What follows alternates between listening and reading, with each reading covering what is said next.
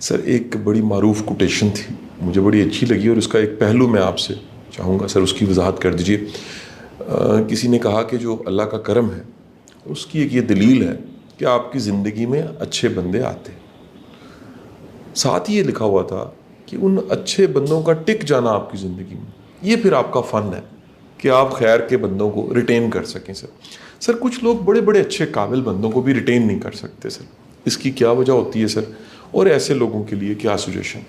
یہ اللہ تعالیٰ کی خاص مہربانی ہوتی ہے جب وہ کسی شخص کو راہ ہدایت دکھانا چاہتا ہے، صحیح راستے پر چلانا چاہتا ہے، خیر کے راستے پہ چلانا چاہتا ہے، تو اس کے ارد گرد لوگ ایسے اکٹھے ہو جاتے ہیں جو بہت اچھے لوگ ہیں اور ان کی اچھائی کے اثرات اس انسان پہ بھی مرتب ہونے لگتے ہیں۔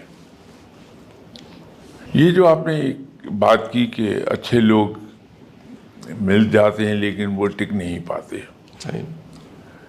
یہ ایک ذرا ڈیفرنٹ ہے اس بات سے کہ جو اللہ کا کرم ہے کہ آپ کے ارد گرد اچھے لوگ آ جائیں تو آپ خود چینج ہونے لگ جائیں گے۔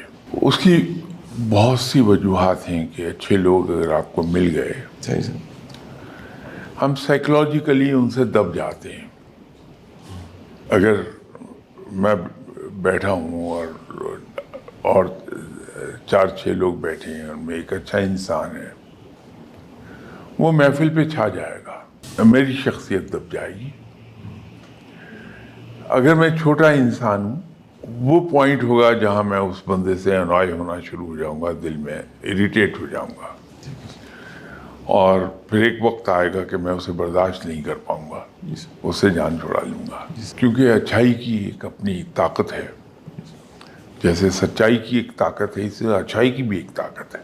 آپ بڑے بھلے آدمی ہیں، جس محفل میں جائیں گے لوگ آپ کو ویلکم کریں گے، تو جو میری طرح کے لوگ ہیں، اچھے نہیں ہیں، وہ اوور شیڈو ہو جائیں گے اس سے، اور جب اوور شیڈو ہوں گے تو فیل کریں گے کہ یار یہ کہاں سے آ گئے شاہ صاحب، تو اس سے اریٹیشن ہوتی ہے۔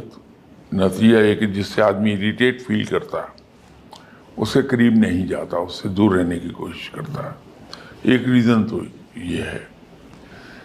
دوسری ریزن یہ ہوتی ہے کہ ایک آدمی مجھ سے زیادہ قابل ہے، میں نے اسے ہائر کر لیا اپنی آرگنائزیشن میں، اب وہ میرے سامنے بیٹھ کے تو میری ہر تجویز کو، ہر پلان کو، وہ چونکہ امپلائی ہے تو اس کی ڈیوٹی کا حصہ ہے کہ وہ پوائنٹ آؤٹ کر دے مجھے کہ صاحب وہ غلط کہہ رہے ہیں۔ تو جب میرا ماتحت میری چیزوں پر تنقید کرتا ہے، جی سر، ان کو دلیل سے ثابت کرتا ہے کہ میں غلط کہہ رہا ہوں، وہ صحیح کہہ رہا ہے اور اس پلان کو تبدیل ہو جانا چاہیے، صحیح سر، وہاں پرسنالٹی کلیش آ جائے گا۔ یہ بڑی خوفناک چیز ہے۔ تو جہاں آپ کا پرسنالٹی کلیش شروع ہو جائے، پھر جونیئر کو جانا ہوتا ہے، سینئر ہی وہاں رہتا ہے۔ تو آرگنائزیشن میں ایسے لوگ اس لیے زیادہ دیر نہیں رہ پاتے کہ وہ حق بات اور صحیح بات جو پروفیشنلی صحیح ہے وہ برملا کہتے ہیں، سینئر اسے برداشت نہیں کرتا کہ میری آواز پر کوئی آواز بلند کرے، اس وجہ سے وہ ٹک نہیں پاتے۔ گھر میں آپ کا پرسنالٹی کلیش آ جائے گا ایسے بچے کے ساتھ جو آپ کی کریکشن کرنا چاہتا ہے کہ وہ زیادہ قابل ہے، زیادہ ایکسپوئر ہے، اس کا مینٹل ہورائزن زیادہ براڈ ہے، تو ایک بات آپ کہہ رہے ہیں اپنے پرانے علم کی بنیاد پہ، جبکہ ایک نسل گزر گئی اس علم کو حاصل کیے ہوئے۔ بچہ جو ہے وہ نئے دور کا ہے، نیا، اس کو تازہ ترین تحقیق والا علم ہے اس کے پاس، تو وہ کریکٹ جب کرتا ہے تو وہاں پر پرسنالٹی کلیش آتا ہے۔